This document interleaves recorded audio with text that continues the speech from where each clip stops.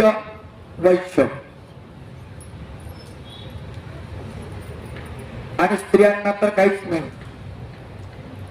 रामकृष्णादी प्रसवली वेद मंत्र लिहून गेली ती लोकत्रयाची मामुली केली पराधीन.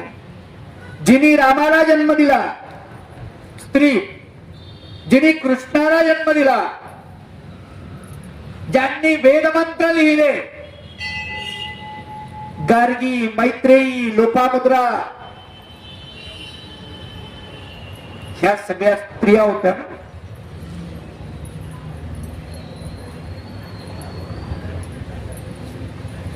ज्यांनी मंत्र लिहिले, ऋचा लिहिल्या, वेदांचे मंत्र लिहिले त्यांनी, त्यांना बाजूला टाकलं.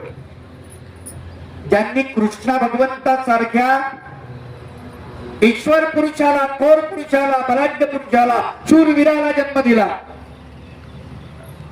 तिची पात्रता काय असेल, त्या स्त्रीला बाजूला टाकलं. जिने रामचंद्रासारख्या सत्वशील पुरुषाला जन्म दिला,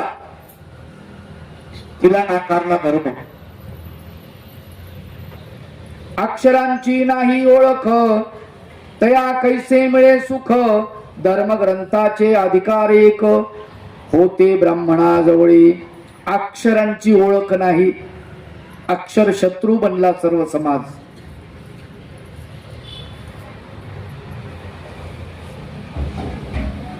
पन्नास एक वर्षापूर्वी तुम्हाला कळत असेल, गावामध्ये तुम्ही विचारायचे, दुसऱ्या ब्राह्मणालाच विचारायचे, देव बाप्पा पौर्णिमा कधीची आहे, बरोबर, अमावस्या कधी आहे, मंगळवार. मंगळवार तर साधू लोकांना विचारत होते आमच्या. का इकडे विदर्भात नाही होत प्रकार, बाजी मंगळवार कधीचा. नंतर चिडच बनली महानुभावांची. महानुभाव दिसला, बाजी मंगळवार कायचा. त्याला वाटलं चिडते महानुभाव, मंगळवार विचारला का. तर मंगळवार काय आमचा काय शत्रू आहे का काय, ते विचारल्यानंतर चिडायला. पण लोक मंगळवारी देवीची पूजा करत आणि देवीला बळी देत, कोंबडं बकरं कापेत. त्याच्यामुळं महानुभावाला माहित होतं हे लोक बळी देतात लेखाचे. आपल्याला मंगळवारी विचारते, तिकडे जाऊन कोंबडे बकरे कापते. मग हे चिडत होते, सांगत नव्हते. त्याच्यामुळे समाजाला असं वाटलं का मंगळवार यायची चिड आहे. आत्ता बंद झालं, तिने तुमच्या विदर्भातले विचारत होते. मला चांगलं आठवतं 35-40 वर्षापूर्वीची घटना. आमचा मार्ग या भागामध्ये तीर्थ करत करत आम्ही आलो. त्यावेळेला अनेक गावामध्ये लोक विचारत होते, मंगळवार कधीच आहे, मंगळवार कधीच. हसत होते गल्लीमध्ये बसून. गावातून साधू माणसं चालले की पाणी आणायचे, पाणी आणि असं पाणी असं टाकायचे,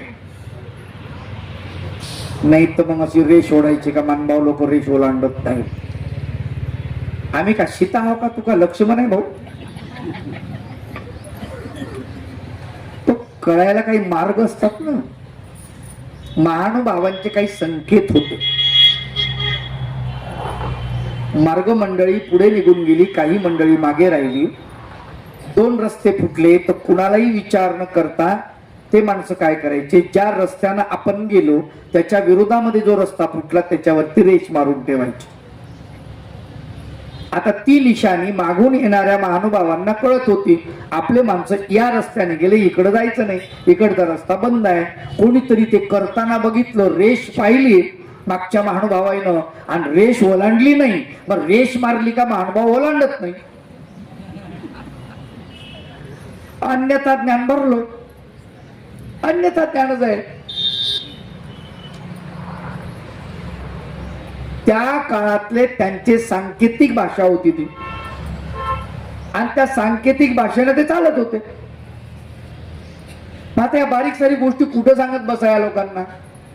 ठीक आहे बा, नाही ओलांडत रेस, जाऊ दे तिकडे. एक जण तर असा आला, चांगलं हांडाभर पाणी उन्हाळ्यातले दिवस असं पुढं ओतून गेला. आम्ही चाललो त्याच्यावर पाय देऊन. बाजी पाणी टाकलं ना म्हणे. आणि तुम्ही ओलांडून चालले. म्हणलं तू आडवा पडला तर तू यावर पाय देऊन जातो मी. काय आम्हाला काय फरक पडणार आहे.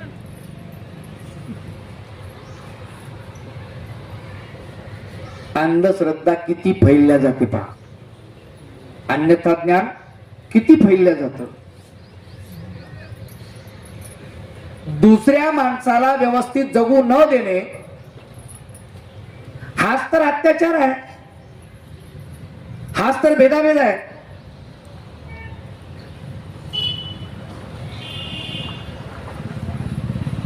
स्त्रियांना अशा प्रकारची स्वातंत्र्य नव्हतं. सर्वसामान्य माणूस त्यांना अक्षर कळत नव्हतं. त्याच्यामुळे धर्मग्रंथ ही वाचण्याचा अधिकार ब्राह्मणांनाच होता. घरोघरी वाढले अज्ञान त्याला कर्मठची कारण. आपणची झाले विद्वान आपणा पुरते. आपणच विद्वान झाले आपल्या पुरते. लोकाला सांगायचं नाही, शिकवायचं नाही. शिकवलं तर शहाणे झाल्यावर आपल्याला विचारतील ना, तुम्ही असं काम करता. मग असं विचारल्यावर काय.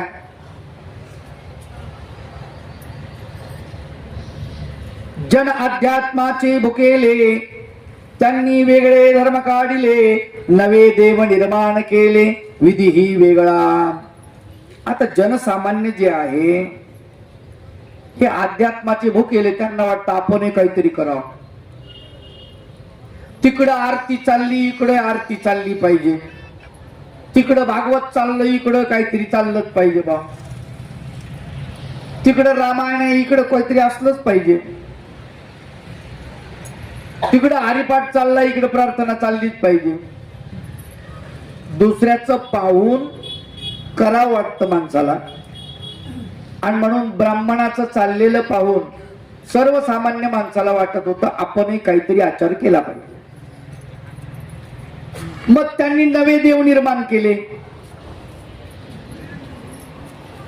देवाचे नावही विचित्र, देवही विचित्र.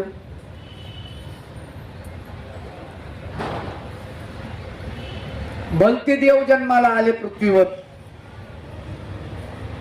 ईश्वर धर्म नाही कळला विकृत धर्म जन्मला.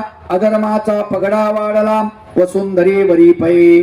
ईश्वराचा जो धर्म आहे तो कळला नाही, कळू दिला नाही, कळला नाही. आम्ही सर्वसामान्य लोकांनी कळून घेतला नाही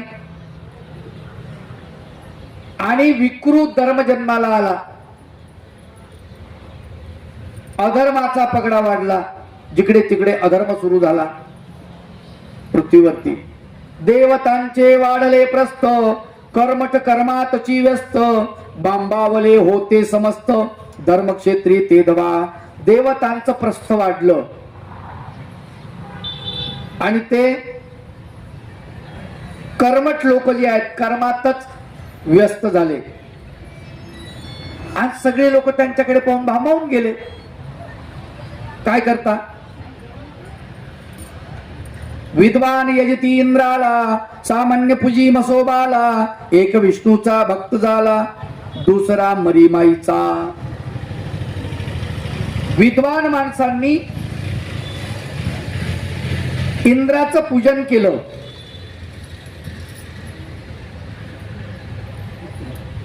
इंद्राचं पूजन यज्ञ करून केल्या जातो. खर तर तो द्वापारीचा धर्म आहे, द्वापारी युगाचा, कलियुगाचा नाही. सामान्य लोकांनी मसोबा काढला. तुमचा इंद्र तर आमचा मसोबा. झाली सुरू पूजा. त्याला काय लागतं. पूजा तर पूजाच ना. पूजाच करायची की नाही. कोणी विष्णूचा भक्त झाला, कोणी म्हणलं आमची देवी मरीमाय. काढलं दुसरंच. अशा प्रकारे अंधश्रद्धा फैलत गेली. वेदांचे देव अग्नी वरुण, इतरांचे भूत प्रेतगण, जे तुके भक्त ते तुके भगवान, ठाई ठाई जन्मले. जितके भक्त तितके भगवान तयार झाले पृथ्वीवर.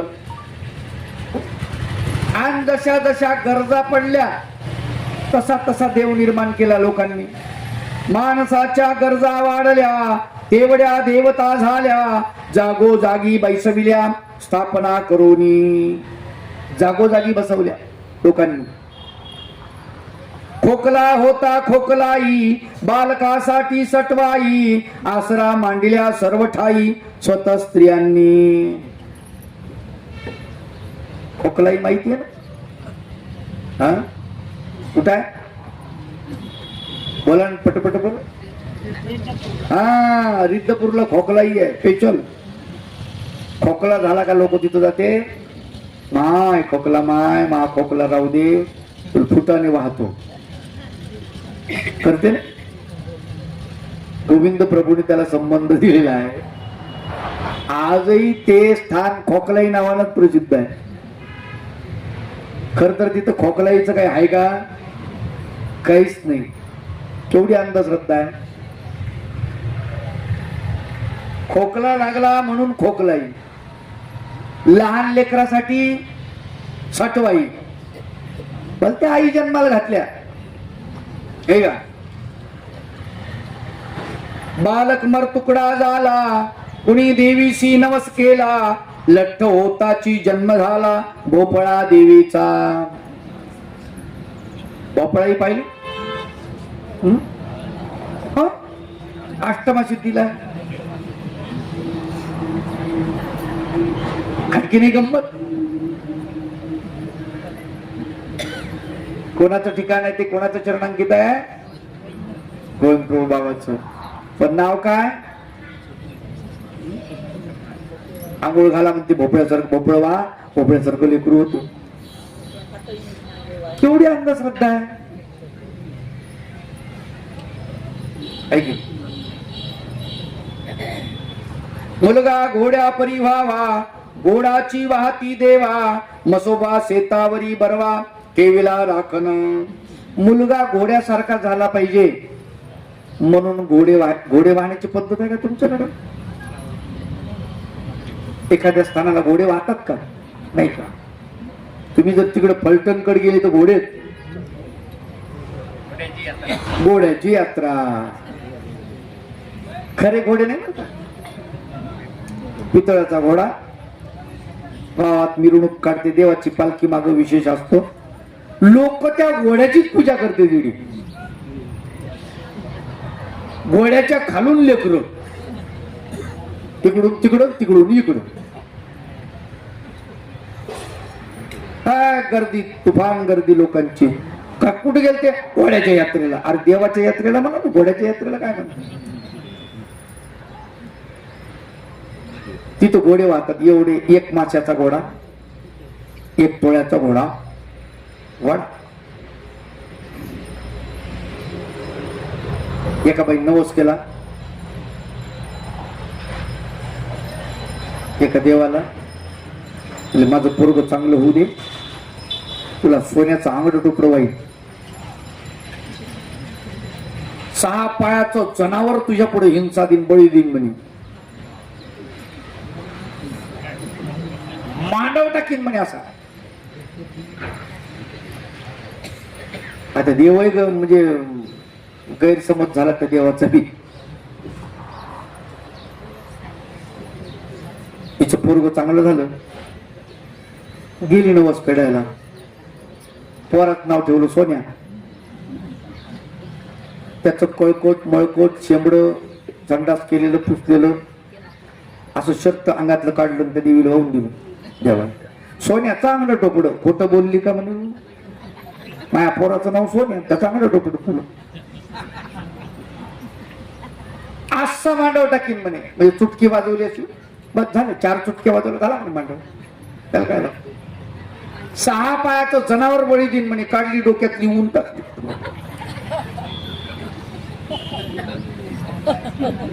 असे देव असे भक्त. आपण हसू राहिलो पण असंच आहे.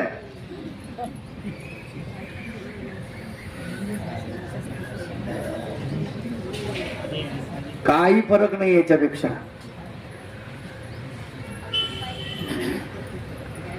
किती किती देव निर्माण झाले बघा तुम्ही. कोणी भैरववासी स्थापिती, कोणी मुंजास मांडती, जयास जयाची भीती वाटी, ते ते देवची झाले. ज्याची ज्याची भीती वाटायला लागली त्याला देव बनवून टाकलं लोकांना. भैरोबा मांडला, कोणी मुंजा मांडला. सर्प भयाने जन भ्याले, नाग दैवत प्रगटले, वेताळादीही अवतरले देव मनोनी. वेताळ देव झाला, नाग दैवत आलं, त्याची घाबरले लोक. त्याला लय साप दिसतो, साप दिसतो. कोणतरी सांगतो दैवत मांडा तिथे, नागोबाचं ठाणं, साप दिसणारच नाही. चालली पूजा. एकाच्या आधी ही देवी झाल्या, तेव्हा देवी साकारल्या, खरुजीमुळे जाखाई भल्या झाल्या प्रगट. देवी अंगाला आली. लोक म्हणले देवी आलेली आहे त्याच्यामुळे देवी मांडा. त्यावेळेस पासून देवी साकारल्या. कोणाला खरूच झाली ती गेली पाहिजे म्हणून जाखाई मांडल्या. जाखाई नावाचं दैवत असते. हे सगळे बिमारीतून आलेले देव आहेत. ज्याला जी जी बिमारी ते ते देव. ठसका लागताच ठसकाई, पिसे लागता पिसा देवी, पटकी होताच कोकणाई, गरजेनुसार झाल्या. पटकी म्हणजे पटकन मरायचे, त्याला पटकी म्हणायचे. पटकी रोग झालता.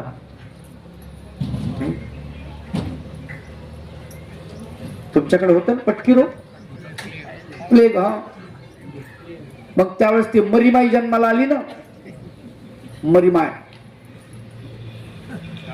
मग ते मरीमाईचे भोपेही जन्माला आले, त्याच्या आरत्याही जन्माला आल्या, भजनही जन्माला आले.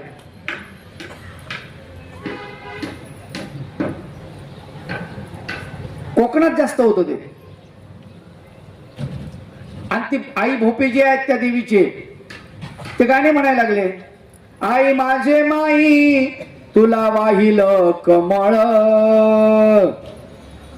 आणि वाहिल कमळ, बाळ गोपाळ सांभाळ ग माझे मरे माई. बाळ गोपाळ सांभाळ म्हणले. आता तूच, आमच्याच्यानं काही सांभाळणं होत नाही. आई माझे माई तुझं रान कोकणात, आणि रान कोकणात, गाडा चाले रिंगणात ग माझे मरे माई. लोक म्हणले कशाचं काय काय मरे माई. काही असतात ना अंधश्रद्धा निर्मूलनवाले, तू थोतांड आहे म्हणे.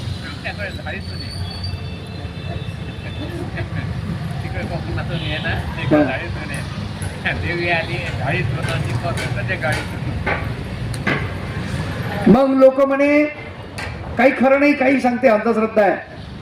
त्याला धमकी देण्यासाठी एक कडवं तयार केलं. आई माझे माई तुझी चेष्टा कोणी केली. कोणी जर तुझी चेष्टा केली ना म्हणे आई, आई माझे माई तुझी चेष्टा कोणी केली, आणि चेष्टा कोणी केली त्याला ढाळ उलटी झाली ग माझे मरे. असे भक्त नासे देव. आणि त्या भक्ताच्या अंगात ते देव येतो. मला सांगा तो दारू पिऊन फुल, आणि त्याला काय भगवत भगवत. काय भक्तीचं नाव म्हणजे बदनाम केलं. हा भगवत होय म्हणे, भगवत. त्याला भक्त नाही म्हणत, भगवत.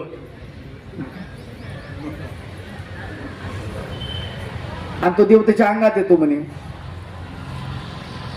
त्या देवाला तरी ते कळकट मळकट माणूस कसा काय आवडला काय माहिती, त्याच्या अंगातच कसा घुसतो. आम्ही एवढे देवदेव करतो, नामस्मरण करतो, आमच्या अंगात नाही घुसत तू. त्याला बोलवलं तरी येत नाही, ये रे बापा आमच्या हृदयात ये, इथं बस, येत नाही तो. कठीणच आहे की नाही.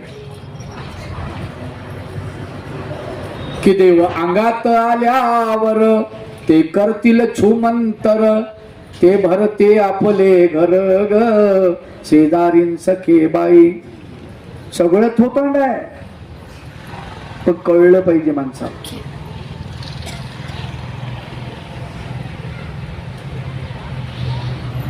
आमच्या आश्रम पासून संभाजीनगरकडे जायला रस्ता, रोड जो आहे ना, त्या रोड वरती एक दत्त मंदिर होतं, तीनमुखी.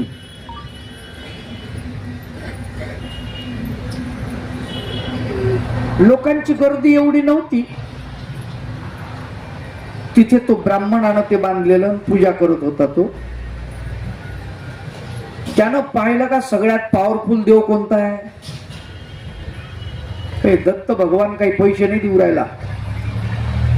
त्यानं दत्त मंदिरचं साई मंदिर केलं. आता दर गुरुवारी तिथे यात्रा भरते. दर गुरुवारी 1 लाख रुपये जमा होते. त्यानं पाहिलं का साई बाबा पॉवरफुल आहे लेखाचा. हा दत्त बाबा काही पैसे देऊन नाही राहिला. बदललं ना मंदिर, बदलला देव. आमचं असंच आहे, ह्या देवाला जाय, त्या देवाला जाय, त्या देवाला जाय. काही काही लोक म्हणते बाप्पा पॉवरफुल मारुती आहे तो, आणि बाकीच्या मारुतीची का पॉवर गेली. तोच पॉवरफुल आहे. केवढा म्हणजे डोकेदुखी आहे, विचार करण्याजोगती. आमच्याकडे एक भद्रा मारुती आहे तुमच्या जवळ, खुलताबादला. तो असा झोपलेला आहे, बरं झोपलेला. एवढी गर्दी असते दर पौर्णिमेला, प्रचंड गर्दी असते. संभाजीनगरहून गाड्या सुटते स्पेशल त्या भद्रा मारुतीला. खूप गर्दी, भक्त निवास, नामकोण टमकोण, येऊन तिऊन खूप आहे. मी म्हणलं काय बाय इथे. मी भद्रा मारुती आहे, लय पॉवरफुल आहे. मग ते चित्र पाहिलं, अर्थ हा झोपलेला आहे म्हणलं. आज झोपलेला मारुती बाण म्हणे, झोपलेला आहे ते एवढा पॉवरफुल आहे, उठणार आहे म्हणे एक दिवस तो. म्हणलं बापरे.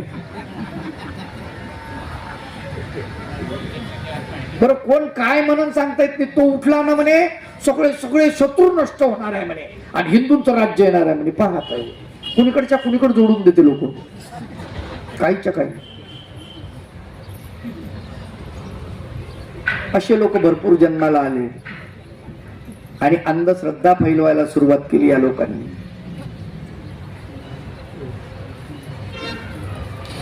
आमच्याकडे पिसादेवी नावाचं गाव आहे शहराला लागून. मी विचारलं भानगड काय, पिसादेवी का म्हणतात. सगळे पिशे इथे येतात म्हणे इथल्या देवीला. ते कल्याणराव काळे आहे ना काँग्रेसचे आमदार, ते तिथलेच पिसादेवीला. आणि मी सहज एखादी गंमत केली, म्हणलं एखाद्याला येड लागल्यावर काय करावं. म्हणे येडे माणसं इथं दुरुस्त होत नाही, ते पिशेत दुरुस्त होतात. मग येड्याला कुठून यायचं. ते म्हणे येरमाळ्याच्या येडाई गोंधळाला या. येरमाळ्याकडे म्हणे ते उस्मानाबाद जिल्ह्यामध्ये, त्याला धाराशिव म्हणतात. तिकडे म्हणे येरमाळा, तिथे येडा आई. गावाचं नाव येरमाळा आणि त्या देवीचं नाव येडा आई. आणि येडे तिथं जातात खरंच. दुरुस्त होतेच नाही होत हा भाग निराळा. आपल्या कर्मानुसार माणूस पिसा होतो, आपल्या कर्मानुसार माणूस येडा होतो. हे कळायला पाहिजे माणसाला. खरा देव बाजूला राहिला, बोलतच चालू झालं. किती देव किती देव. अरे हिंदूंचे